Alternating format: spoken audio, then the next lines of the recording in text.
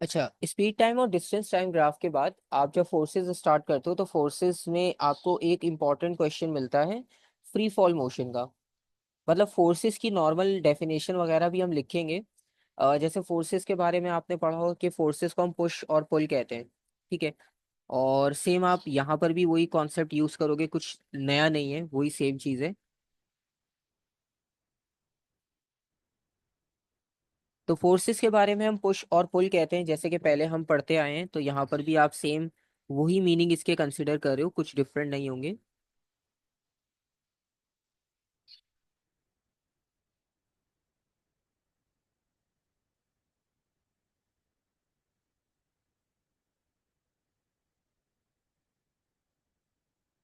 और इसके बाद सेकेंडली क्या होगा कि फोर्स की हेल्प से आप शेप, साइज, वॉल्यूम, बॉडी की स्पीड, ये सब चीजें चेंज कर सकते हो। ठीक है।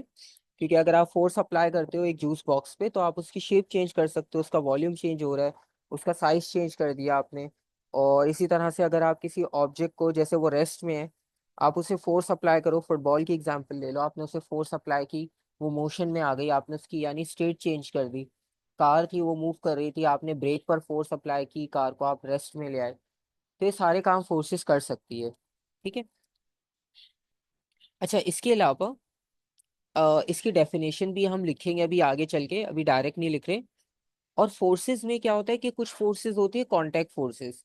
हम इनकी ज्यादा डिटेल नहीं लिखेंगे क्योंकि वो पूछते नहीं है, इसकी डेफिनेशन जर्नल डिस्कस करेंगे। कुछ कैटेगरी फोर्सेस की होती है कॉन्टैक्ट फोर्सेस।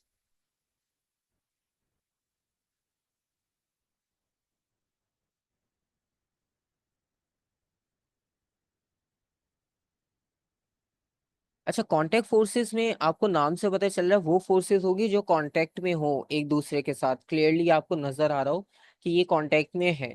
ठीक है।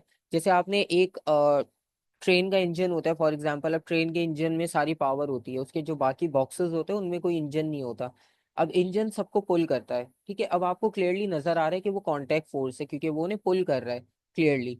ठीक है। अब इसी तरह से कांटेक्ट फोर्सेस में आपके पास कौन कौन सी एग्जांपल आएगी, फ्रिक्शन की एग्जांपल आएगी। क्योंकि जब वो मूव करती है कोई भी ऑब्जेक्ट या आप ड्रैग करते हो किसी चीज को, तो ग्राउंड के साथ फ्रिक्शन फोर्स आती है। ठीक है। तो कांटेक्ट फोर्स में फ्रिक्शन आ जाएगी।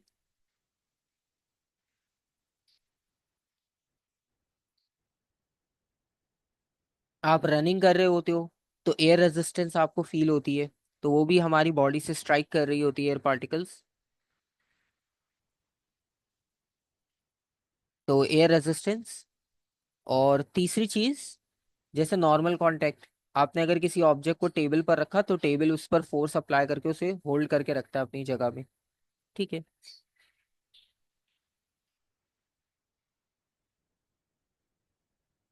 या फॉर एग्जांपल अगर आप जैसे खड़े होते हो कहीं स्टैंडिंग पोजीशन में, आप वॉल के साथ जो है वो सपोर्ट लेकर खड़े हो, तो वो नॉर्मल कांटेक्ट कहलाता है कि वॉल बेसिकली हमें सपोर्ट दे रही है।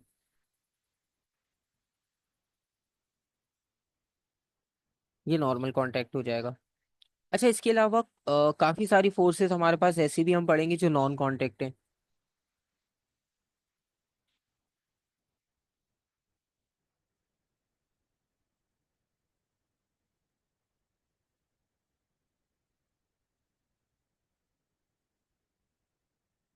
अच्छा, नॉन कांटेक्ट फोर्सेस की अगर हम बात करें तो ग्रेविटी। ठीक है, ग्रेविटी हमें नहीं नजर आती लेकिन वो हम पर काफी फोर्स अप्लाई कर रही है, नॉन कांटेक्ट है। इसी तरह मैग्नेटिक फील्ड्स भी हम नहीं देख पाते लेकिन हमें ये पता है कि अगर उसके करीब कोई ऑब्जेक्ट रखते हैं तो वो उसे अट्रैक्ट कर लेता है। इलेक्ट्रोस्टैटिक फील्ड, चार्जेस की फील्ड, वो भी हमें नजर नहीं आती लेकिन हमें ये पता है कि पॉजिटिव नेगेटिव में अट्रैक्शन होती है। ठीक है। तो ये सारी जो है वो कैटेगरी आ जाएगी इसमें नॉन कांटेक्ट में। तो ग्रेविटेशनल,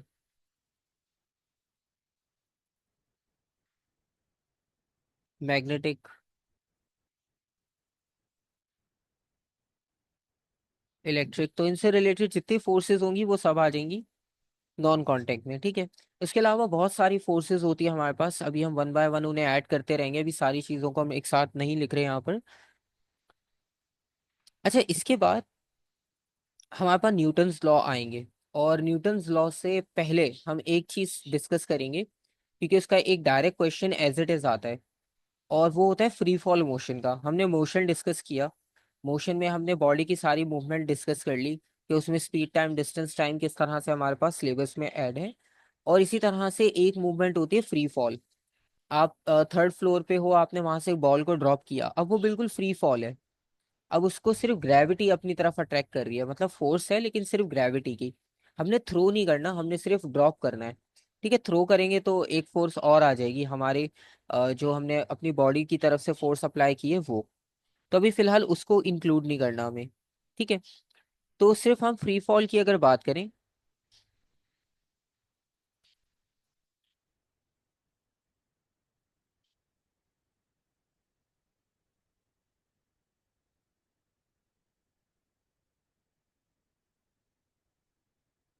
अच्छा, फ्री फॉल मोशन में ये होगा कि बॉडी जो फॉल कर रही होगी वो under the effect of gravity कर रही होगी।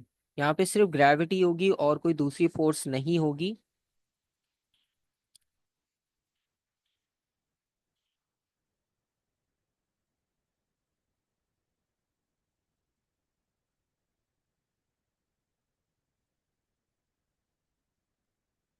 Under the gravity.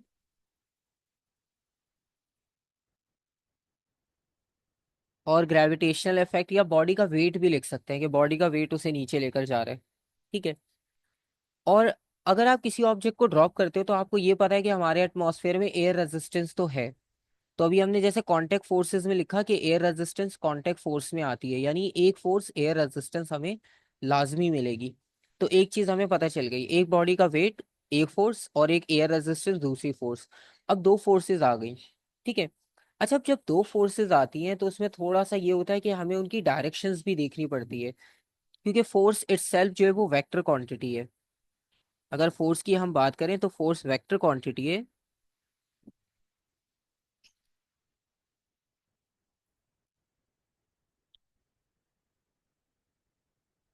और इसका हम यूनिट यूज करते हैं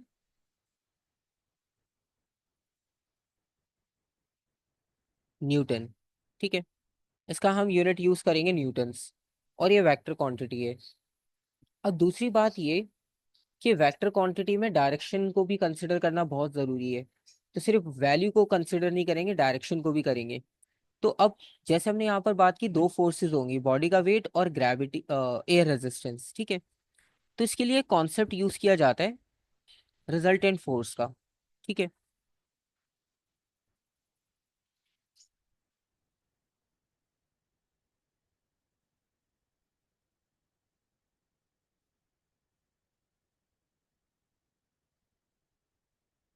अच्छा, रिजल्टेंट फोर्सेस में क्या होता है कि आपके पास जो बॉडी पर फोर्सेस हैं, अगर वो एक एक्ट कर रही थी तब तो कोई मसला नहीं है, हमें पता है एक ही है।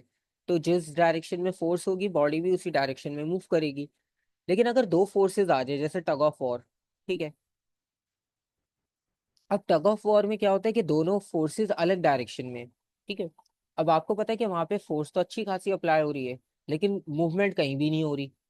सही है। तो इस चीज को कवर करने के लिए हम कॉन्सेप्ट यूज करते हैं रिजल्टेंट फोर्स का।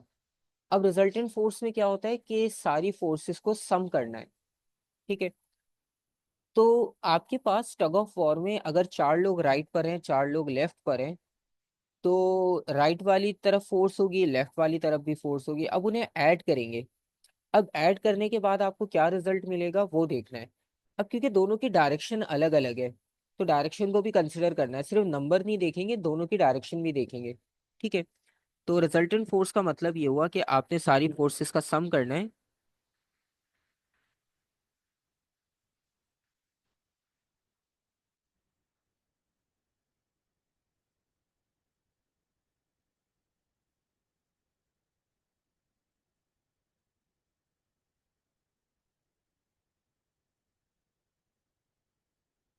सम of all forces acting on a body. अब sum of all forces acting on a body का मतलब ये हुआ कि आपको इसके बहुत इजी इजी क्वेश्चंस मिल जाएंगे प्रैक्टिस करने के लिए। जैसे अगर आप रिजल्टेंट फोर्स की बात करो, तो कुछ रिजल्टेंट फोर्सेस होती है एक ही लाइन में। पहले हम उन्हें कंसिडर करेंगे।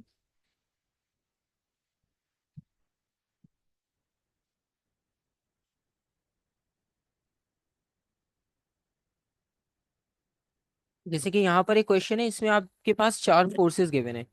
ठीक है, ये रिजल्टेंट फोर्स की सिंपल सी एग्जांपल है।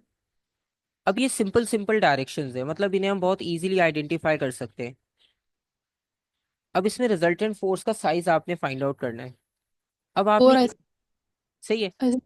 हाँ फोर टू होगा, बी। और वो भी लेफ्ट साइड पे। ठीक है, यहाँ पर। तो इसका मतलब है ये चीज आपको पता है कि कैसे मार्क करनी होती है, सिंपल मैथमेटिक्स से डायरेक्शन के साथ। ठीक है, और इसी तरह से आपके पास अगर मल्टीपल फोर्सेस आ जाए, जैसे कि ये, तो इसमें भी आप आंसर फाइंड आउट कर लोगे।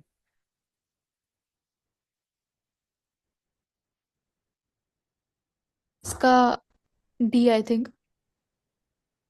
अच्छा, बी में जो रिजल्टेंट बनेगा वो 20 राइट साइड पर है और 10 लेफ्ट पर है, माइनस करेंगे तो 10 बचेगा। 10 यहाँ पर है और 30 लेफ्ट पर है, 20 बचेगा। सही। तो सी हमारे पास आंसर हो जाएगा, क्योंकि यहाँ पर अगर देखें तो 20, यहाँ भी 10 बचेगा। इसमें तो तीनों ही एक तरफ है। ठीक है, तो इस तरह से मतलब आपको पता है कि आइडेंटिफाई कैसे करना है स्ट्रेट लाइन में। फिलहाल हमारे पास इसी तरह का केस होगा, तो इसलिए पहले हमने इसको डिस्कस कर लिया, ताकि एक हमें क्लियर हो जाए आइडिया कि ये चीज़ हमें आती है या नहीं आती। तो एक लाइन में अगर फोर्सेस एक्ट कर रही हूँ, चाहे वो हॉरिजॉन्टल हो या वर्टिकल, उसमें काम करना बहुत आसान है, डायरेक्शन को बस कंसिडर करना है, कैलकुलेशन ईजी हो जाएगी। अच्छा, अब नए सिलेबस में एक तो ये पैरेलल लाइन में फोर्सेस हैं और एक परपेंडिकुलर, बस ये दो आएंगी। पैरेलल आपने देख लिया, बहुत आसान था, परपेंडिकुलर इसके बाद करेंगे। ठीक है, तो ये क्या है? ये वाली जो फोर्सेस अभी आपने देखी, ये एक लाइन में थी, तो इन्हें हम पैरेलल फोर्सेस कहते हैं। ठीक है, मतलब ये एक लाइन में चल रही हैं। और अगर आपके पास परपेंडिकुलर फोर्स होती, जैसे एक राइट पर जा रही है और एक डाउन जा रही है, तो इसमें 90 डिग्री बन रहा है। तो ये वाला केस हम डिस्कस करेंगे, क्योंकि ये थोड़ा सा अलग है इनसे। सही है।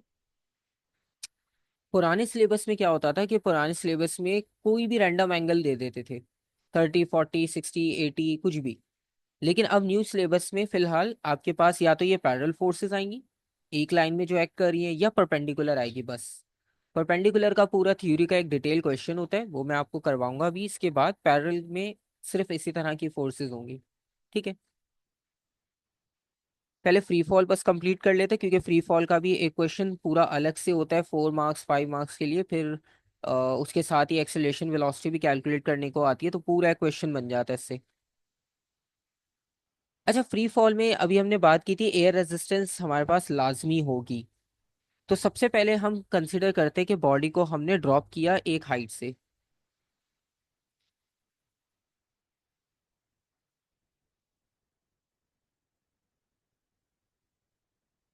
बॉडी को आपने यहाँ से ड्रॉप किया।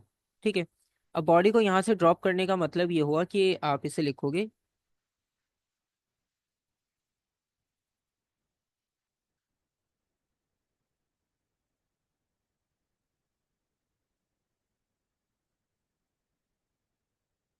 Release from rest. ठीक है, तो अब जब रेस्ट से रिलीज करेंगे तो हमें बहुत सारी चीजों के बारे में ऑलरेडी पता होगा, जैसे कि स्पीड जीरो है, क्योंकि रेस्ट में तो स्पीड जीरो होगी।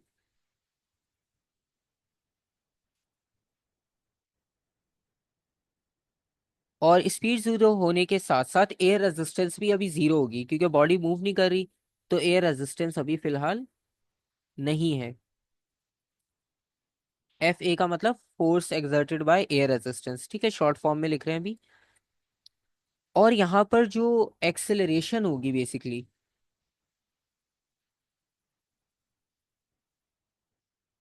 वो इक्वल होगी वैल्यू ऑफ जी के, और वैल्यू ऑफ जी अभी हम यूज करें 9.8।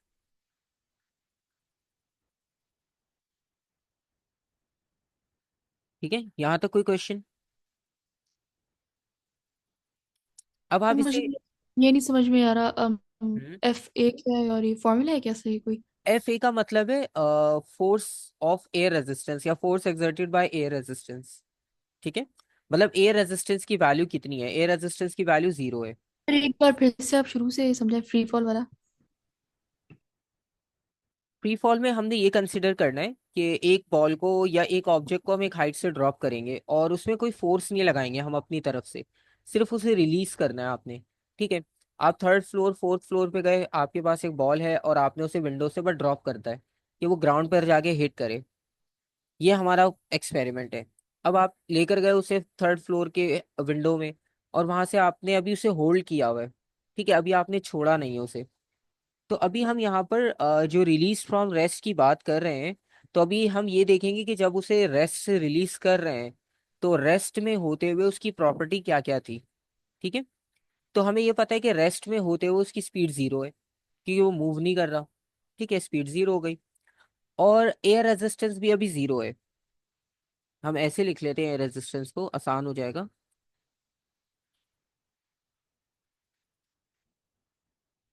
एयर रेजिस्टेंस जीरो है।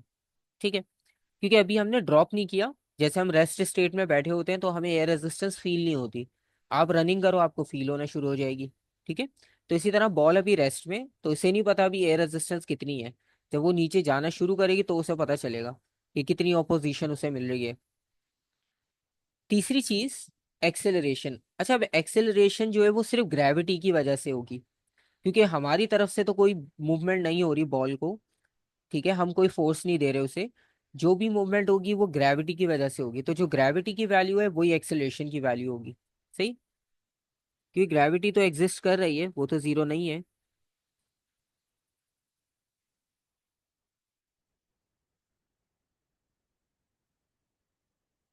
ठीक है। और ये वाली वैल्यू पेपर में भी सबसे पहले पेज पे लिखी होती है। कांस्टेंट पहले 10 यूज करते थे, अब नए सिलेबस में 9.8। तो पेपर के फर्स्ट पेज पे लिखी हुई आपको मिलेगी। तो वैसे भी 9.8 ही यूज करें तो 9.8 ही लिखा हुआ होगा। अगर सिलेबस में चेंज होती है वैल्यू तो वो फिर बता देते हैं कि अब के पेपर्स में ये वाली वैल्यू आएगी। ठीक है। वैसे फर्स्ट पेज पे लिखी होगी, हर पेपर में होती है, एमसीक्यू थ्योरी सब में। तो यहाँ तक आपको क्लियर हो गया। ठीक है। और अभी जो बॉडी पर फोर्स एक्ट कर रही है वो सिर्फ एक ही है, वो है इसका वेट डाउनवर्ड। सही है।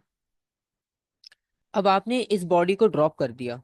आपने वो थर्ड फ्लोर पर जो आप इसे लेकर गए थे विंडो में, आपने अब इसे ड्रॉप कर दिया, अब ये नीचे की तरफ आ रही है ग्रेविटी की वजह से। अब ये ग्रेविटी की वजह से जब नीचे आएगी तो इसका वेट तो अभी भी नीचे की तरफ एक्ट कर रहा है, डाउनवर्ड। अब इस पे एक फोर्स और एक्ट करना शुरू कर देगी, वो कौन सी होगी? Air resistance. ठीक है। एयर रेजिस्टेंस इस पे किस डायरेक्शन में एक्ट करेगी? ऊपर की डायरेक्शन में। सही है। एयर रेजिस्टेंस एक्ट करेगी ऊपर की डायरेक्शन में।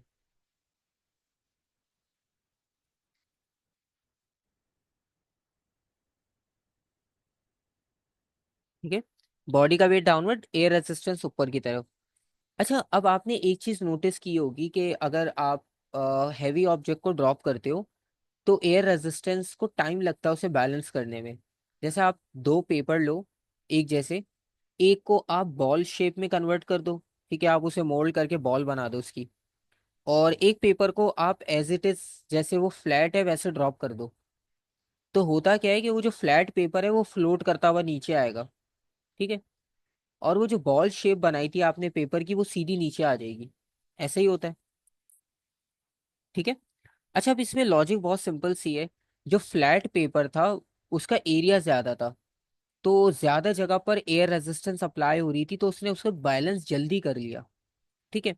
जब आपने उसको बॉल में कन्वर्ट किया तो बॉल का शेप डिफरेंट है, उसमें एरिया भी कम हो गया और वो थोड़ा सा स्फेरिकल शेप में आ गया। तो वो एयर को कट करता हुआ जाएगा। तो एयर रेजिस्टेंस को टाइम लगेगा उसे बैलेंस करने में। सही है। ये चीज समझ आ रही है? जैसे हमारे पास बसेस होती हैं, बसेस का फ्रंट एरिया जो होता है मोस्टली क्या होता है, स्ट्रेट होता है। तो उससे क्या होता है कि बहुत सारी एयर रेजिस्टेंस उस पर एक्ट करेगी। लेकिन जो आपके पास कार्स होती है, कार का आपने शेप देखा होगा, बुलेट शेप बनाते हैं, बुलेट ट्रेन्स भी इसलिए कहा जाता है उन्हें। उसका शेप भी एक तो वैसा होता है और उसकी स्पीड भी ज्यादा होती है। तो वो बुलेट शेप बनाने का रीजन ये होता है कि वो एयर को मैक्सिमम कट कर सके। क्योंकि अगर हम एयर को मैक्सिमम कट करेंगे तो हमारी स्पीड इंक्रीज करने में हमें आसानी होगी। वरना क्या होगा, एयर रेजिस्टेंस हमें सामने से जितनी ज्यादा मिलेगी हमारी स्पीड उतनी स्लो होती जाएगी। ठीक है। उतनी एफिशिएंसी कम होती जाएगी। तो इसी तरह से जब यहाँ पर आपने ऑब्जेक्ट को ड्रॉप किया, तो अभी इस पे एयर रेजिस्टेंस एक्ट करना स्टार्ट हुई है। ठीक है। तो वो उसे अभी बिल्कुल बैलेंस तो नहीं करेगी। तो हम यहाँ पर ये लिखेंगे,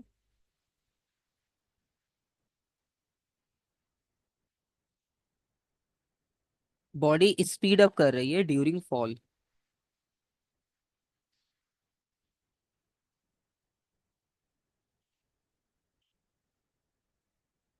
तो बॉडी स्पीड अप करेगी ड्यूरिंग फॉल, और ड्यूरिंग फॉल स्पीड अप करने का मतलब ये हुआ कि बॉडी की अब स्पीड बढ़ रही है, क्योंकि आपने ड्रॉप किया है, वो नीचे जा रही है, वो आहिस्ता आहिस्ता जो है वो इंक्रीज कर रही है अपनी स्पीड।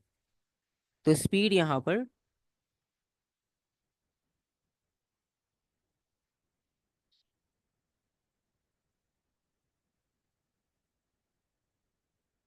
इंक्रीज करेगी।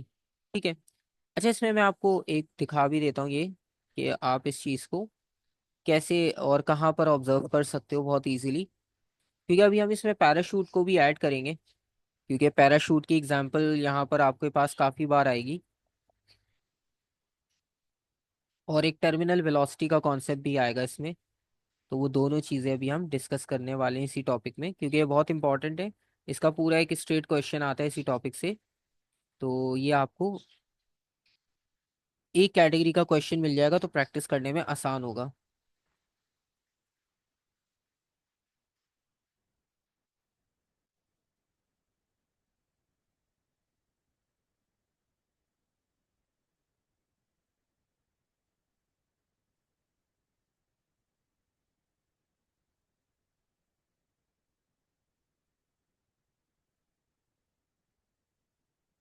अच्छा, अब हमारे पास जो पैरा ट्रूपर्स होते हैं, उनकी अगर आप एग्जाम्पल देखो तो उसमें भी आपको यही सिनेरियो मिलता है।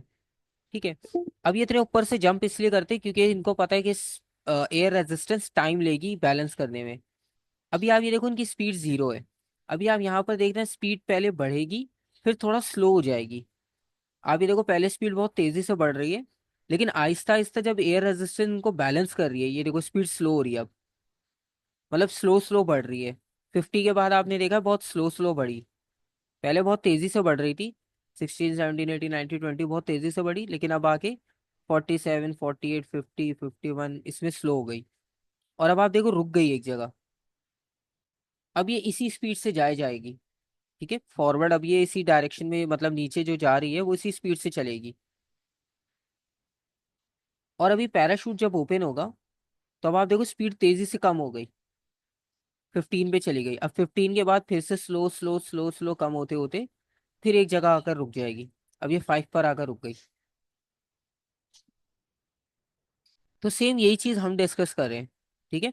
अभी आपने ड्रॉप किया है, तो अभी जैसे उसमें स्पीड बढ़ी थी, तो अभी स्पीड बढ़ रही है। स्पीड बढ़ने के साथ एयर रेजिस्टेंस भी बढ़ेगी, वो इतनी सारी जो एयर फील हो रही थी उसे। तो इसका मतलब ये हुआ एयर रेजिस्टेंस भी बढ़ेगी।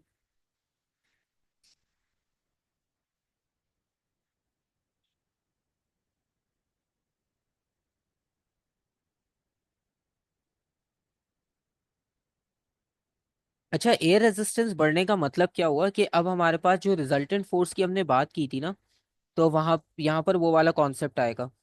क्योंकि अब दोनों फोर्सेस अलग अलग डायरेक्शन में है। ठीक है।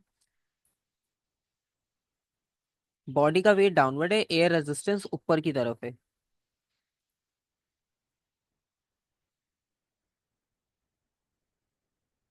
एयर रेजिस्टेंस ऊपर की तरफ, बॉडी का वेट नीचे की तरफ। ठीक है।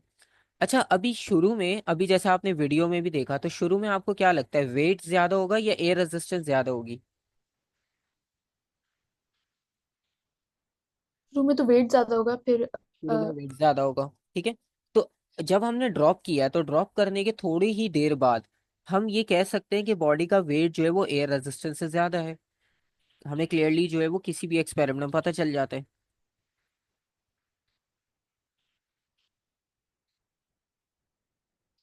तो बॉडी का वेट होगा ग्रेटर देन एयर रेजिस्टेंस। ठीक है।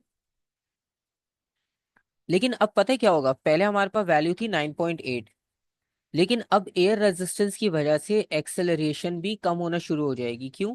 क्योंकि हमारे पास यहाँ पे जैसे आपने देखा था स्पीड स्लो हो रही थी। पहले स्पीड तेजी से बढ़ी, उसके बाद वो स्लो होना शुरू हो गई, यानी एक्सेलरेशन भी कम हो जाएगी। ठीक है। एक्सेलरेशन कम इस वजह से हो रही है क्योंकि स्पीड का चेंज स्लो हो गया। ठीक है, मतलब पहले बहुत तेजी से जा रही थी 1 2 3 4 5, फिर उसके बाद वो 40 41 42 ऐसे चेंज हो रही थी। तो इसलिए एक्सेलरेशन कम हो जाएगी यहाँ पर। ठीक है। और जो रिजल्टेंट फोर्स की बात है, अगर आप यहाँ पे रिजल्टेंट फोर्स लिखो, FR का मतलब रिजल्टेंट फोर्स।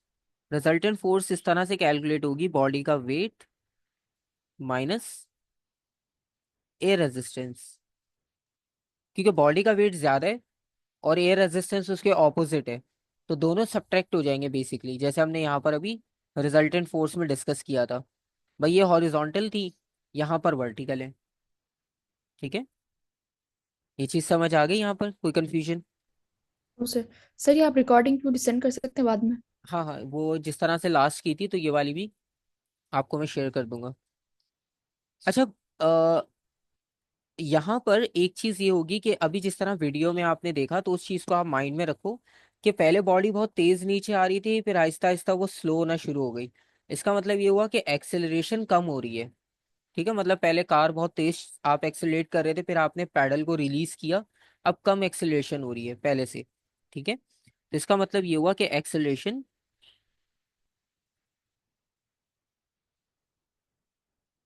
फॉल होना शुरू हो जाएगी पहले के कंपैरिजन में। ठीक है।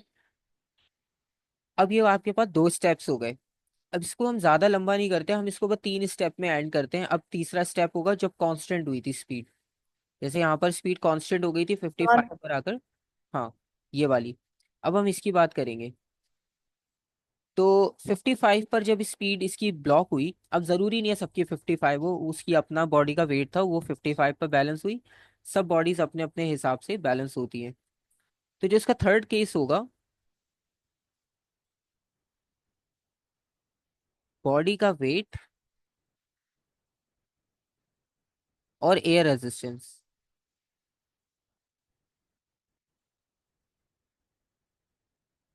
अब ये दोनों बैलेंस हो जाएंगे। और बैलेंस होने का मतलब ये हुआ कि यहाँ पर आपको टर्मिनल स्पीड मिल जाएगी। ठीक है, इस कंडीशन को हम कहते हैं। सर, टर्मिनल वेलोसिटी तो तब होते हैं ना जब मतलब मैक्सिमम स्पीड आप रीच कर चुके होते हो, उससे ज्यादा नहीं बढ़ हाँ, सकती या कम हो मतलब सकती। वहां पर आके आप कांस्टेंट हो जाते हो। तो जैसे अभी हमारे पास 55 हमने देखा था मैक्सिमम थी इस बॉडी के लिए, तो ये इससे ज्यादा नहीं बढ़ी। तो इसी तरह से हर बॉडी के लिए अपनी अपनी टर्मिनल स्पीड या वेलोसिटी होती है।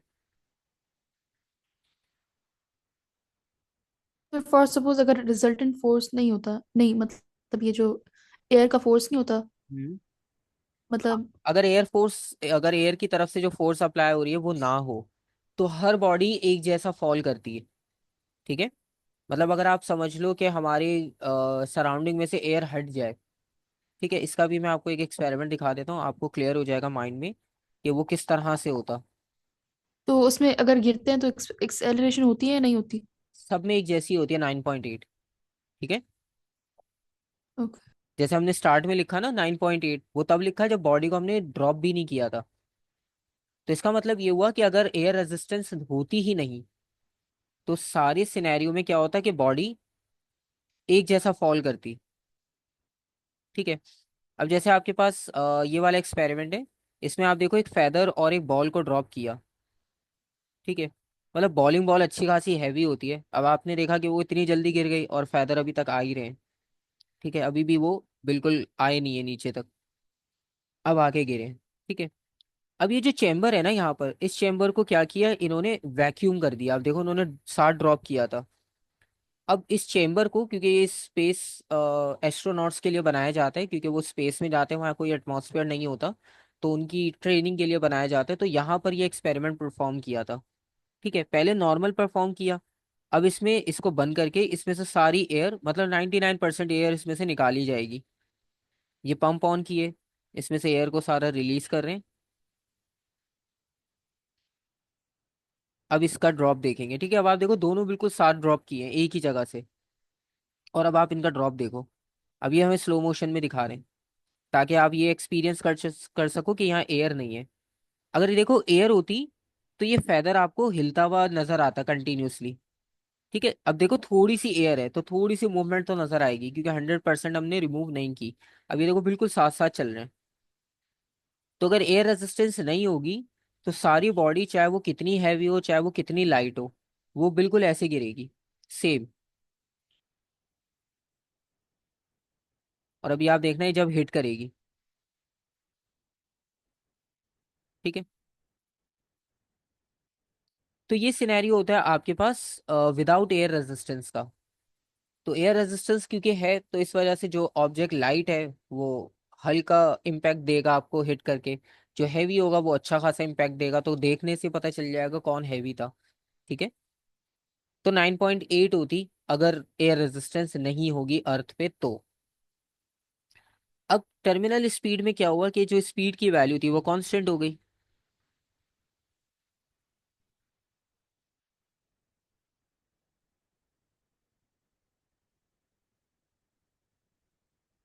स्पीड की वैल्यू कांस्टेंट होने का मतलब ये हुआ कि ना तो बॉडी की अब स्पीड कम हो रही है ना ज्यादा हो रही है, वो एक जगह रुक गई। और इसमें एक चीज हमें और पता चलेगी कि बॉडी का जो वेट था,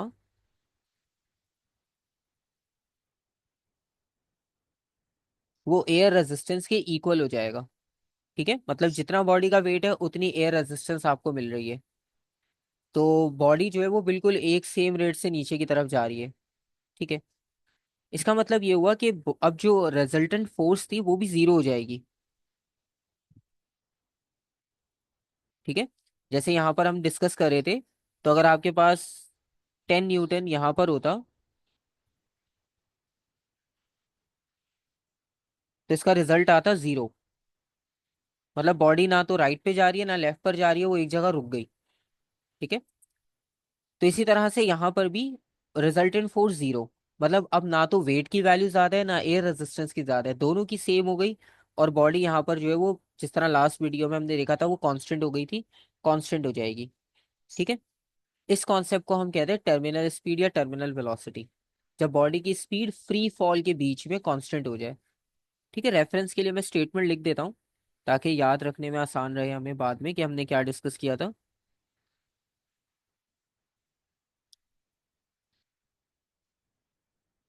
constant velocity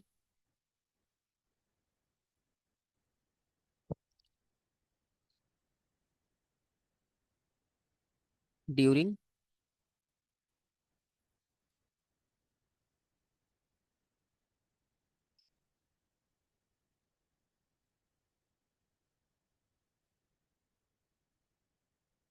free fall motion. ठीक है, इसे हम कहते हैं टर्मिनल वेलोसिटी।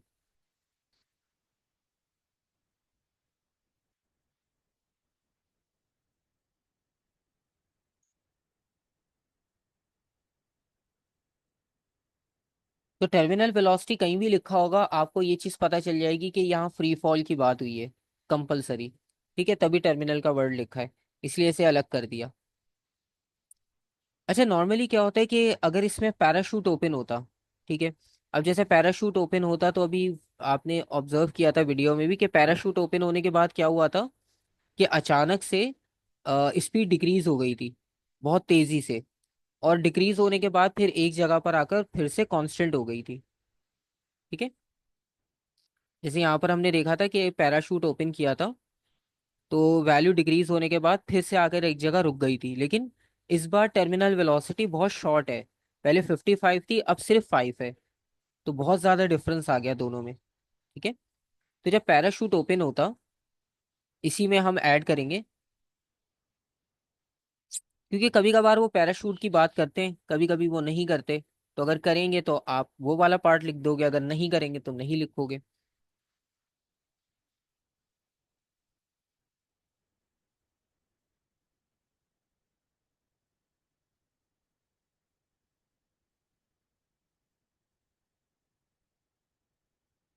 तो जब पैराशूट ओपन होगा तो ओपन होने के बाद हमें ये पता चलेगा यहाँ पर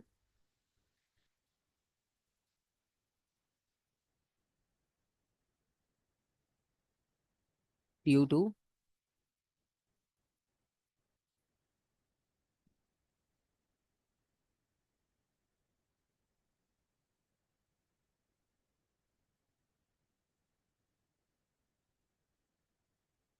greater area of parachute, air resistance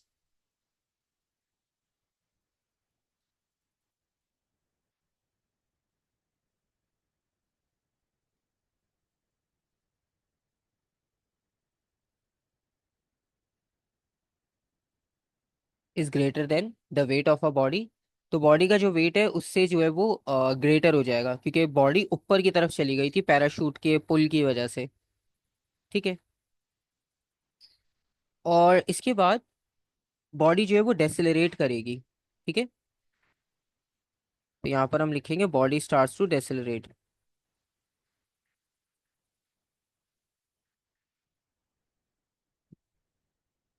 body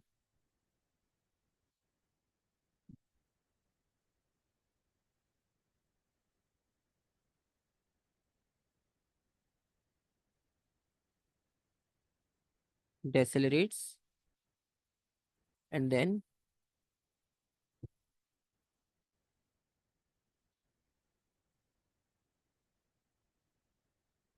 false with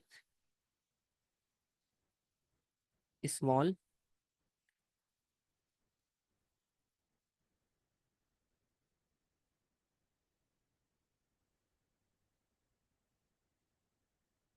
terminal velocity. ठीक है। तो यहाँ पर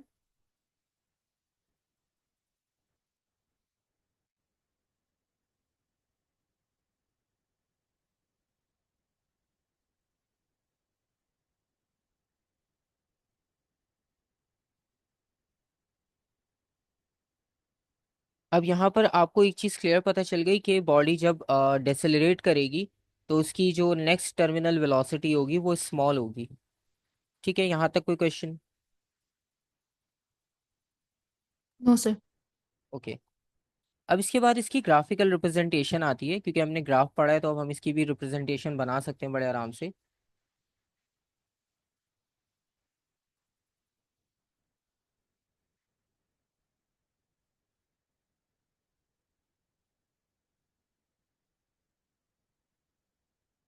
तो यहाँ पर अगर हम देखें,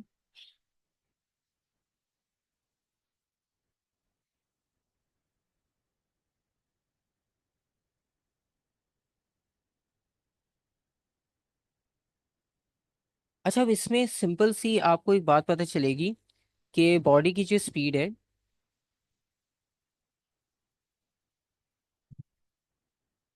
और यहाँ पर जो टाइम है। ठीक है। अच्छा सबसे पहले हमने क्या नोटिस किया था कि बॉडी जो है वो पहले कर्व बनाएगी, डिक्रीजिंग कर्व बनेगा। हम पूरे केस की दोबारा से बात कर रहे हैं, ठीक है। क्योंकि शुरू में क्या हुआ था कि जीरो से फॉल किया, फिर डिक्रीज हुआ। सही है। मतलब आपने वीडियो में भी देखा था कि पहले स्पीड तेजी से बढ़ रही थी, फिर अचानक कम रेट से बढ़ना शुरू हो गई। यहाँ तक क्लियर है, कोई डाउट? No sir. ठीक है, इसका मतलब ये हुआ कि यहाँ पर स्पीड टाइम ग्राफ बना रहे हैं हम। पहली बात तो ये स्पीड टाइम ग्राफ बना रहे हैं, डिस्टेंस टाइम नहीं है। तो इससे ये पता चलेगा कि पहले वेलोसिटी बढ़ रही थी, फिर वो कम होना शुरू हो गई, मतलब उसका रेट स्लो होना शुरू हो गया। कम होने का मतलब ये है,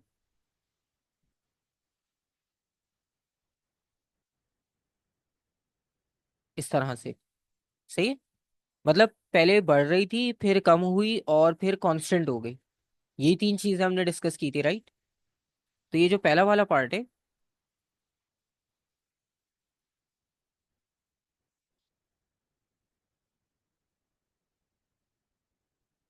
यहाँ पर इंक्रीज हो रही है। ठीक है। फिर दूसरे पार्ट में क्या हुआ?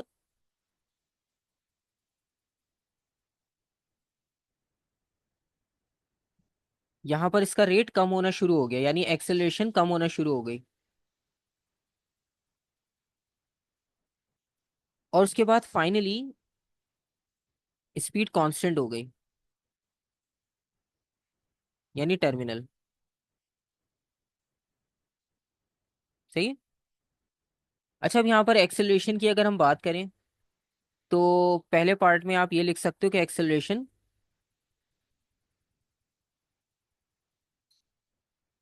कांस्टेंट थी, क्योंकि स्पीड और टाइम इक्वली बढ़ रहे हैं। फिर उसके बाद एक्सेलरेशन कम होना शुरू हो गई, क्योंकि कर्व आ गया, डिक्रीजिंग कर्व। और उसके बाद यहाँ पर जीरो हो गई। सही है, यहाँ तक कोई क्वेश्चन? No sir. ठीक है। अब इस पॉइंट के बाद पैराशूट ओपन होगा। यहाँ पर पैराशूट को ओपन करवाते हैं। ठीक है, तो यहाँ पर हमारे पास पैराशूट होगा ओपन।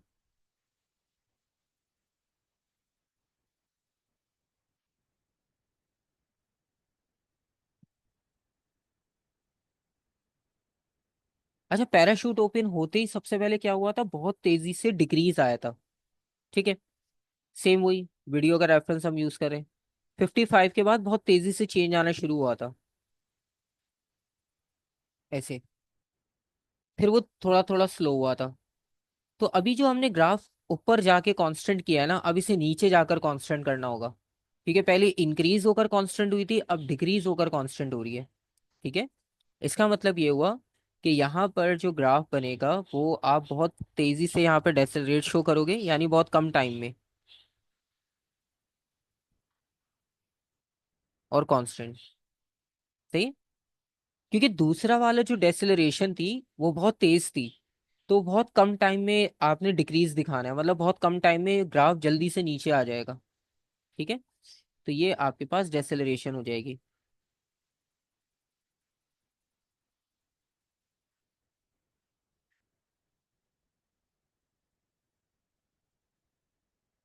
ठीक है, ये डेसेलरेशन हो गई, और फिर से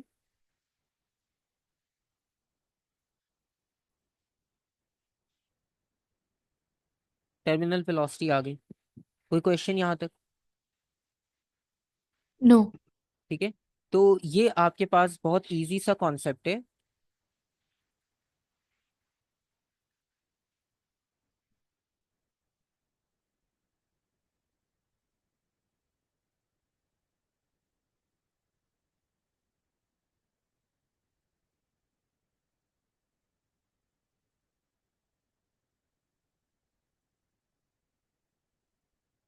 अब यहाँ पर आपके पास जो वर्किंग है वो आपने देख ली, इसमें कैलकुलेशन नहीं थी, तो ये आसान है। ठीक है, और अब इसको आप मोशन के साथ भी लिंक कर सकते हो, ये फोर्सेस के साथ भी लिंक है। ठीक है, तो ये दोनों में आपके पास एक टॉपिक ऐसा है कि दोनों में आ सकता है, मतलब इसमें फोर्सेस भी है, मोशन भी है। तो सिर्फ फोर्सेस नहीं होगी इसमें, सिर्फ मोशन नहीं होगा इसमें, दोनों में लिंक होगी चीजें। अच्छा, अब इसके बाद एक और बात, कि इसका एक क्वेश्चन मैं आपको करवा देता हूँ, ठीक है? फिर हम इसे एंड करते हैं, क्योंकि हमारे पास टाइम भी थोड़ा सा भी इसका कम है। वैसे तो हमने एक्सटेंड कर लिया, लेकिन ये है कि टॉपिक पूरा हो जाएगा आपका, वरना आधा कल पे जाता। फिर नेक्स्ट ये होगा कि बस न्यूटन्स लॉ फोर्स का करेंगे। सर, हम्म। फोर्स का पूरा चैप्टर खत्म हो गया आज? मतलब जो स्टार्टिंग फोर्स है ना, जिसमें ये एक इंपॉर्टेंट टॉपिक है, इसके आपको मतलब थ्योरी में 60-70% ये वाला कॉन्सेप्ट आपको रिपीटेड मिलेगा पास पेपर में। इसके बाद न्यूटन्स लॉ आएगा। उसका एक फॉर्मूला है F=ma, वो बहुत आसान है। न्यूटन्स थर्ड लॉ है, वो भी बहुत आसान है, एक्शन रिएक्शन वाला, सुना हुआ होता है, पढ़ा हुआ होता है, बस उसे एक बार रिवाइज करना होगा। उसके बाद ठीक। Friction, circular motion, mass weight density, फिर ये छोटे छोटे टॉपिक हैं, ये बहुत जल्दी जल्दी कवर हो जाएंगे। ये free fall, graphical representation, resultant force, और रिजल्टेंट फोर्स में वो 90 डिग्री। तो हमारा जो कल वाला इंपॉर्टेंट आइडिया होगा वो ये होगा कि पहले हमें 90 डिग्री डिस्कस करना होगा। ठीक है, रिजल्टेंट फोर्स, और उसके अलावा फिर हमें जो इसके क्वेश्चन है फ्री फॉल के वो डिस्कस करने होंगे। प्लस उसके साथ आपको जो ग्राफिकल रिप्रेजेंटेशन है वो इसके साथ हम ऐड कर लेंगे। ठीक है।